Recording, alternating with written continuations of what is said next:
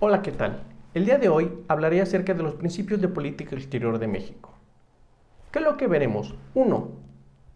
¿Cómo surgieron? 2. ¿Cuáles son? Y 3. ¿Están vigentes en la actualidad en el siglo XXI?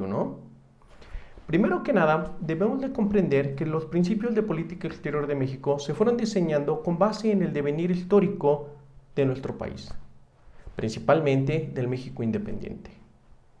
Tenemos en primera instancia los constantes intentos por parte de Estados Unidos de hacerse de más territorio, en particular al enviar al entonces representante de Estados Unidos, Poinsett, hasta que lo consiguen con la creación del Tratado de Guadalupe Hidalgo, con el cual México pierde el 55% del territorio nacional. Las dos intervenciones francesas e incluso la posibilidad de que España quisiera recuperar el territorio nacional. Todo esto tuvo como consecuencia que México buscara de alguna forma diseñar su política exterior para salvaguardar la integridad de su soberanía. Llegamos al siglo XX y en el siglo XX tenemos también las constantes presiones de Estados Unidos y sobre todo lo que se consideró el Pacto de la Ciudadela o el Pacto de la Embajada, que como todos sabemos, el entonces representante diplomático acreditado aquí en México, el señor Henry Lane Wilson, decidió participar de manera directa en la confabulación para derrocar al gobierno de Francisco I. Madero. Asimismo, participaron las tropas estadounidenses en la intervención también en nuestro país durante el periodo de la Revolución, cuando intervinieron Tampico en Tamaulipas. Por si fuera poco, también lo hicieron cuando buscaron atrapar al entonces guerrillero mexicano Francisco Villa. Bajo todo este contexto, asume la presidencia el señor Venustiano Carranza y él va a crear lo que se llamó la doctrina Carranza. Dentro de las particularidades de la doctrina Carranza tenemos que él ya empieza a hablar acerca de la importancia de la no intervención de los países extranjeros en los asuntos internos de otro.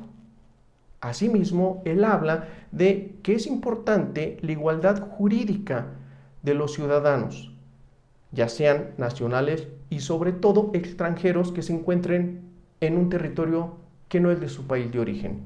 Esto porque al crearse la Constitución de 1917 hubo presión por parte de Estados Unidos principalmente y también de las petroleras británicas porque había el artículo 27 constitucional que hablaba acerca del suelo y subsuelo que pertenecían exclusivamente de los mexicanos.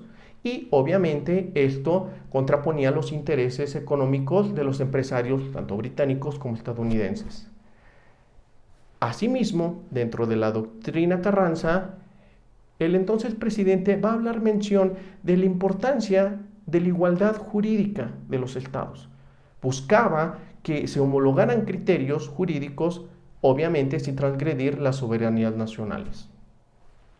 No es hasta los años 30 cuando el diplomático Genaro Estrada va a formular los 7 principios de política exterior. Obviamente tomará en cuenta los dictámenes que había planteado el presidente Venustiano Carranza con su doctrina Carranza y los va a complementar con otros principios.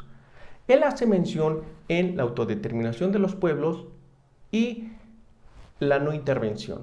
Asimismo, él hablará de la importancia de que un gobierno no es necesario que reconozca a otro gobierno para que sea legítimo, una práctica muy común que se mantenía en la época. Añadirá a estos conceptos otros principios más, con los cuales se formularán los siguientes 7.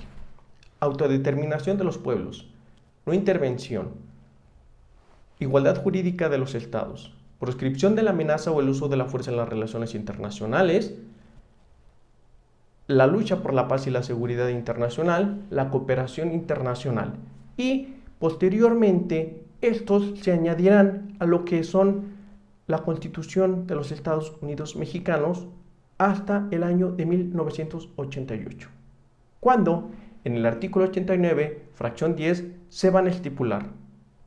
Hasta el año 2011 se va a agregar uno más. ¿Cuál es? El de la búsqueda, la lucha y la vigilancia de los derechos humanos.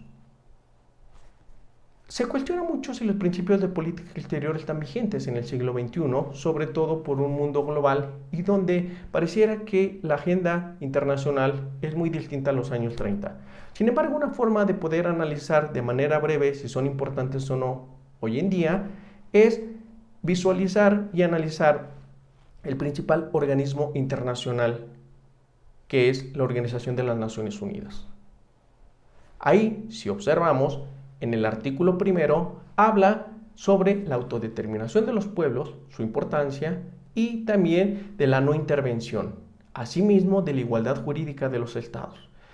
De manera implícita también habla de la solución pacífica de las controversias, porque hace mención que es importante que los mecanismos de paz sean a través de medios pacíficos. Como podemos observar, los principios de política exterior están más que vigentes, porque el mismo organismo internacional más importante a nivel mundial lo sigue manteniendo como piedra angular para mantener la paz y las seguridades internacionales. ¿Qué es lo que aprendimos? La importancia de las doctrinas Carranza y Estrada para formular los principios de política exterior. Vimos cuáles son cada uno de estos y también hicimos un breve análisis de si están o no vigentes en pleno siglo XXI. Muchas gracias.